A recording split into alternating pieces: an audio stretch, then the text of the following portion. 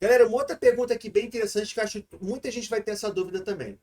Uma coisa na lore que eu não entendi, toda a criação de vida eram todos robôs, antes da maldição da carne do Old God.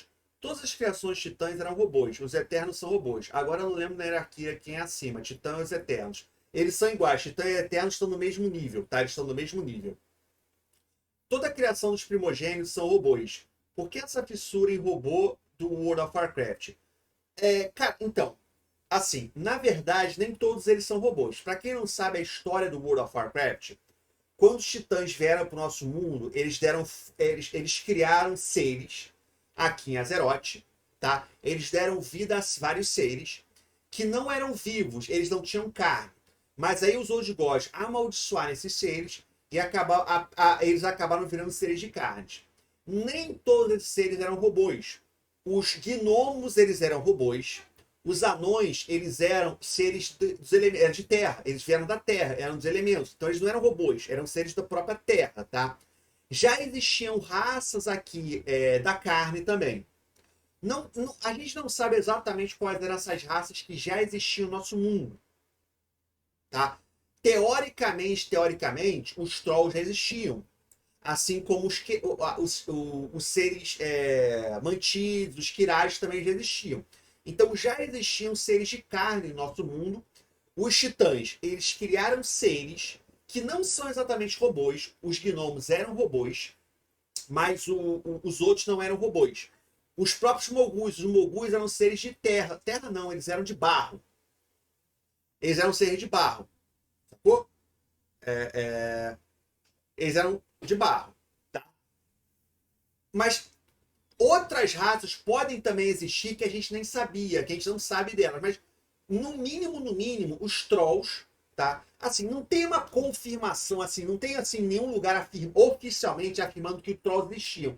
Porque eu tento fazer uma distinção que às vezes as pessoas não entendem, tá? Por isso que às vezes é até complicado conversar sobre World of Warcraft, porque uma coisa é que foi afirmada pela Blizzard, e outra que faz até sentido, tem lógica, mas se não tem uma confirmação da empresa, não dá para dizer teoricamente, é para os trolls existirem antes de titãs entrarem aqui. Teoricamente é.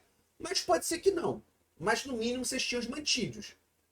Até porque os mantídeos cultuavam os Old Gods e os titãs só vieram depois dos Old Gods.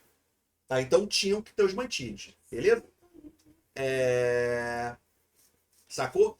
Agora, por que essa fissura por robôs? Cara, a gente também tem que entender uma coisa.